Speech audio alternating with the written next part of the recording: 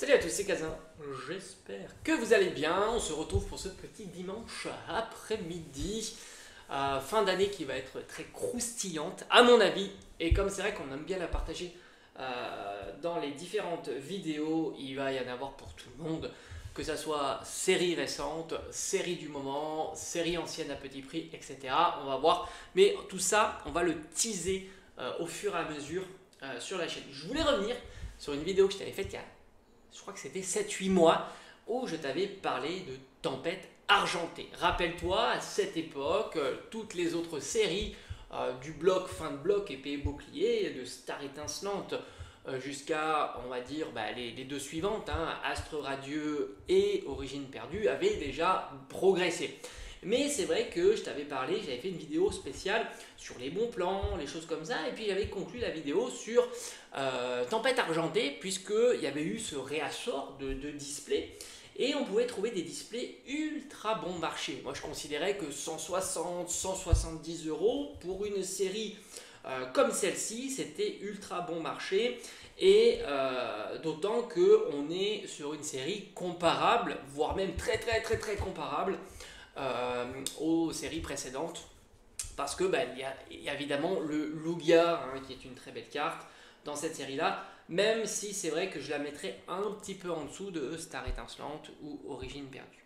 Et c'est vrai que j'avais conclu cette vidéo, que je te disais, un petit peu comme celle que je t'ai proposée aujourd'hui précédemment, c'est-à-dire que les gens n'anticipaient pas. Alors beaucoup m'ont dit, oui mais c'est normal, on la trouve facilement, il y a eu du restock, etc., etc. Mais moi j'avais été surpris de voir que même sous restock, la dispo était très présente, les prix étaient très attractifs, et au fond personne se jetait dessus. Ouais, c'est ça ce qui m'avait surpris, c'était ça, puisqu'on savait pertinemment que cette série-là, une fois que le restock serait passé, elle allait progresser comme l'ont fait les séries précédentes. Et écoute, 7 mois après, force est de constater que trouver du Tempête Argentée au prix de 160 euros, c'est un doux souvenir. Alors ça ne veut pas dire qu'on n'aura pas du restock à un certain moment, ça franchement moi j'en sais rien, mais on n'imagine pas voir du Tempête Argentée en dessous des 160-170 euros qu'on pouvait trouver très facilement il y a de ça quelques mois. Donc c'est toujours cette idée-là d'imaginer qu'au fond il n'y a jamais sur Pokémon d'anticipation, on va dire un phénomène de masse qui consisterait à anticiper une éventuelle progression sur une série, même à court terme, puisque quelques mois, c'est évidemment court terme.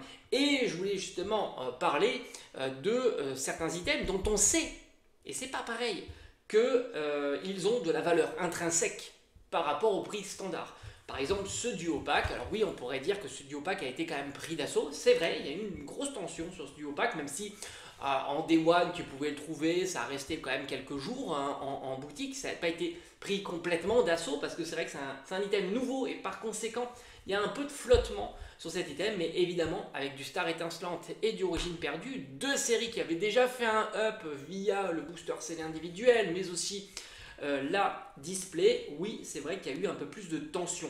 Mais tu t'aperçois que sur des items plus traditionnels, typiquement EV8, on ne peut pas dire que EV8 soit une série compliquée à trouver. Tu peux encore trouver des boosters en ligne sur Fnac.com par exemple.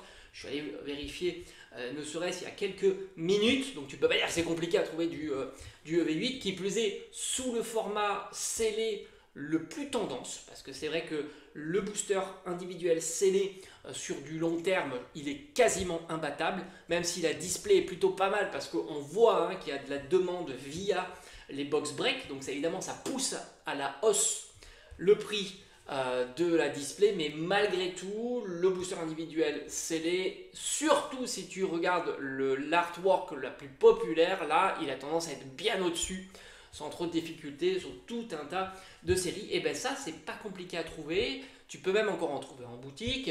Et puis si tu veux pas passer par la case boutique, il suffit d'aller sur la fac.com par exemple.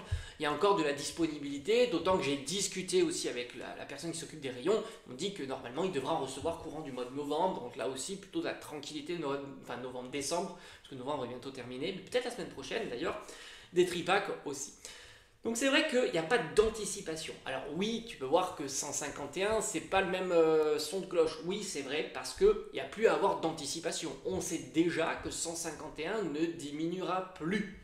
Voilà, c'est quelque chose qui, je pense, fait notoriété et c'est ce qui fait l'euphorie qu'il y a lorsqu'un item repop sur 151. On l'a vu, hein, moi je l'ai scrollé, enfin je l'ai vu sur les réseaux sociaux avec Costco, le coffret avec les mini tin box. Oui, forcément, si tu peux l'avoir au prix retail, cet item là est une grosse dinguerie. En plus, on a des cartes promo Cosmo Holo qui auront un petit intérêt par la suite. Donc ça, c'est vraiment un item très intéressant. Tu as les mini tin box, tu as le full set mini tin box, si je ne vous dis pas de bêtises, et en plus tu as des Cosmo Holo à l'intérieur. Donc oui, ça c'est une masterclass évidemment, cet item, d'autant que je crois qu'il était à un prix très attractif, ce qui a fait que sa durée de vie en boutique n'a duré que quelques secondes. Il faut être assez honnête, parce que là il n'y a pas besoin d'anticipation, il n'y a pas besoin d'attendre 1 mois, 2 mois, 6 mois pour voir le prix de cet item s'envoler. Moi j'appelle tout ça le marché secondaire.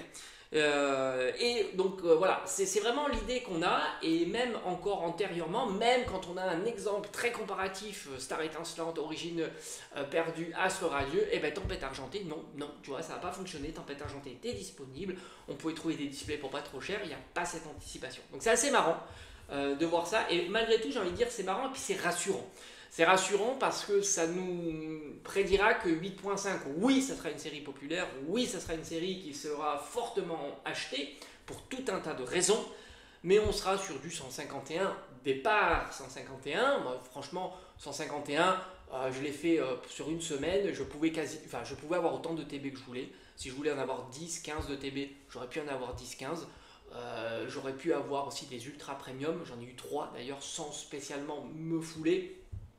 Donc oui, fallait y aller en day one et puis les jours suivants, mais en même temps, il y a eu des items qui ont repopé. Rappelle-toi le coffret classeur, rappelle-toi les coffrets à la Kazam, les coffrets Elector, quelques mini tin box, et encore maintenant, il y a des bundles qui ont repopé. Moi, j'ai eu la chance d'avoir des bundles, mais au final, est-ce que c'était très compliqué? Non, hein. En plus, avec Micromania, avec leur facilité de client premium, ça limite quand même la quantité qui puisse être acheté d'un coup. En plus, il limite à 2, donc là encore une fois, je n'ai pas eu de difficulté à avoir ces petits bundles. Alors oui, c'est sûr, si tu penses y aller dans le mois, ça sera compliqué. Donc je pense que 8.5, ça sera typiquement ce qui s'est passé avec 151 en Day One, parce qu'il n'y a toujours pas cette anticipation. On n'est pas dans ce système où on anticipe. Ou alors si on anticipe, c'est très faiblement. Voilà, on imagine que ça pourra monter, mais on est quand même prudent. On va pas, comme je t'ai dit, moi-même 25 ans, grande surface, libre service. Il y avait des clients et c'était pas les chariots remplis de dizaines et de dizaines et de dizaines de coffrets. Non, chacun a pris 2-3 coffrets, on n'était pas limité, mais au final, il n'y a pas eu cet effet 151 maintenant, parce qu'on sait très bien que ça vaut le triple. Donc forcément, ça sera remis tout de suite en vente, et puis voilà, on fait la pirouette cacahuète. Donc pas d'anticipation, et même sur des items où on est sûr à 99%, comme ce duo pack, même là aussi il n'y a pas spécialement d'anticipation, c'est pas l'item qui disparaît en quelques secondes. Rappelle-toi, hein, Costco, quelques secondes. Donc c'est plutôt rassurant. Voilà, je pense que c'est plutôt cool, et tu verras que on va pas se tromper. Les items, et même les items boudés, comme on dit, alors derrière c'est pareil, pas d'anticipation sur EV1 à 3 euros, là aussi tout le monde s'en est foutu, les petits bundles comme ça, les petites kits d'AP aussi comme ça qui sont passés un petit peu sous les radars, et tu verras qu'à un certain moment, il y aura les petits bundles 6.5 qui vont tomber à 20 balles, hein. On est à peu près à 22-23 euros en ce moment, je crois, sur les marketplaces. Tu pourras certainement trouver les petits bundles de 6 boosters à une vingtaine d'euros, peut-être même une belle surprise, encore moins cher, sur 50%, donc 35 euros à 50%, ça serait du 17,50, ce qui serait assez fou. Et il n'y aura même pas cette euphorie parce que les gens sont stressés de savoir s'ils peuvent justement le revendre à au moins x2, x2,5, etc. pour pouvoir récupérer leurs bénéfices. Donc là aussi, je pense qu'il n'y aura pas spécialement d'anticipation et on sera tranquille sur du 6.5 et sur tout un tas de séries. Maintenant, attention, ça ne veut pas dire que ces items-là ne vont pas monter dans le temps. Donc il ne faudra pas non plus louper le coche si tu veux, toi, les avoir dans ta collection en scellé, tout comme les displays d'ailleurs. Je pense que maintenant, les displays, même EV1, EV2, EV3, vont être des displays de plus en plus compliqués à trouver, comme les boosters individuels scellés. On en a déjà parlé sur la chaîne, rappelle-toi. Les boosters individuels scellés, ça devient de plus en plus compliqué. Donc si tu as l'occasion d'avoir au prix retail des séries antérieures, quelles que soient les séries antérieures en booster scellé, j'ai presque envie de te dire, oui, tu pourras peut-être en promo les trouver moins chers, mais à un certain moment, là aussi, ça va monter petit à petit. C'est comme ça, c'est la tendance de fond, d'autant que maintenant, il y a beaucoup d'influenceurs, gros influenceurs qui reviennent à faire de l'ouverture Pokémon. On a l'impression que c'est un peu cyclique comme ça, c'est un peu déserté, puis dès qu'il y a une série où on sent qu'il y aura de la popularité un peu dingue, un peu comme il y a eu sur certaines autres séries antérieures, ben ça va reprendre, donc forcément ça va créer de l'émulsion, ça va créer de nouvelles personnes qui vont rentrer dans la collection, et évidemment il y aura un effet boule de neige. Donc par conséquent, toi si tu n'as pas dans ta collection scellée maintenant les items, ça sera plus compliqué plus tard à en trouver. Bon, moi je suis pas trop display, je préfère me consacrer sur les petits boosters individuels scellés, je trouve ça plus joli à regarder, à manipuler, et en plus pour le stockage, c'est quand même beaucoup plus facile.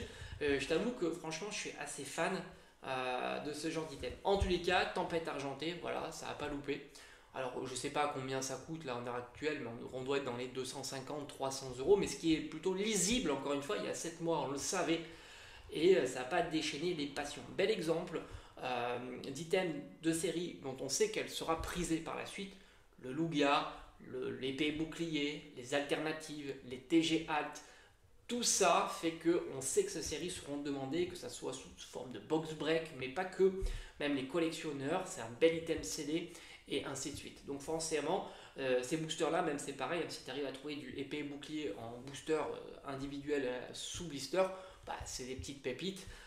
Surtout si tu arrives à les trouver au prix retail. Mais encore une fois, ça ne veut pas dire que ça ne pourrait pas revenir dans les boutiques, mais ça sera, là, cette fois-ci, étant donné que ça a fait le up et c'est plus, maintenant on le sait, c'est plus installé, ça sera évidemment plus prix d'assaut. Ça c'est sûr. Ça c'est sûr. C'est toujours un petit peu comme ça, hein, quand on voit, imagine-toi, tu prends du EV3, un truc tout basique, même du EV3. La display, qui est compliqué maintenant à trouver à prix on va dire standard de départ de display, 160-170 euros, si ça venait revenir, ce qui est une possibilité. Ou le TB, tiens, c'est pareil. C'est pas impossible qu'on ait un jour un stock qui revient de TB et de display. Ben, ça sera pris d'assaut, forcément, parce qu'on sait maintenant que cette série-là sera prisée par la suite par sa composition, le Dracofeu, etc. Après, il y a des chanceux qui ont des stockomanies près de chez eux et qui peuvent mettre la main sur des petits boosters individuels scellés. Ça, c'est évidemment pépite, d'autant que je crois qu'ils sont à 5 euros. C'est double pépite. Donc là, c'est pareil, franchement, faut pas hésiter. EV3, EV2, même EV1 à 5 euros. Vraiment, c'est top. Il n'y a pas de souci. Après, plus récent, Mascarade Crépusculaire, je pense que tu peux encore trouver des petits prix. C'est sûr, et après dans des boutiques indépendantes aussi, mais alors ça c'est plus mon domaine, je connais pas trop. Il y a beaucoup de boutiques maintenant indépendantes qui proposent évidemment des boosters scellés individuels pour moins cher, 4,50, 5, etc. Mais là, comme je t'ai dit, moi je suis plutôt sur les boutiques classiques, les Fnac, les Micromania, les Cultura, les grandes surfaces, les Carrefour, etc. C'est là où je me sers prioritairement, on va dire, quitte à payer un petit peu plus cher, quelques centimes de plus, mais au moins avoir l'item entre les mains, à m'assurer de l'état du booster, du blister. Je fais attention qu'il n'y ait pas de pliure, et en même temps en choisissant l'artwork que je trouve la plus sympa, évidemment. Donc voilà, petite illustration, Tempête Argentée, c'est assez marrant. Il y a 7 mois, on était à 160, 170 euros. J'avais même dit, tiens, c'est curieux, ça part pas. Enfin, quand je dis ça part pas, il n'y a pas d'emballement sur cet item-là. Et beaucoup m'ont dit, oui, c'est normal, il y a du stock, il y a du stock, il y a du stock. Oui, mais non, c'est quand il y a du stock qu'il faut acheter. C'est pas quand il n'y en a plus, sinon il y a un problème. Parce que quand il n'y a plus de stock, si tu veux acheter, le prix va monter, tu vois. Donc à un certain moment, il faut se poser la bonne question.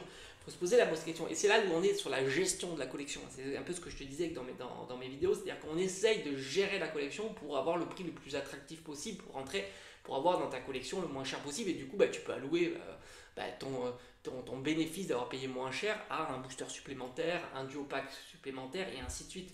Rappelle-toi aussi, je crois que celui-ci, je l'avais payé 15 euros, 15 ou 16 euros, celui-ci à 13,50, je crois, quelque chose comme ça. Ça, c'est des petites pépites. Franchement, j'adore les petits kits d'AP comme ça. Je pense que c'est vraiment un item fou, quoi. Allez, bref, on se dit à bientôt. Bon dimanche, encore une fois. Merci d'avoir écouté cette vidéo, et ciao, ciao.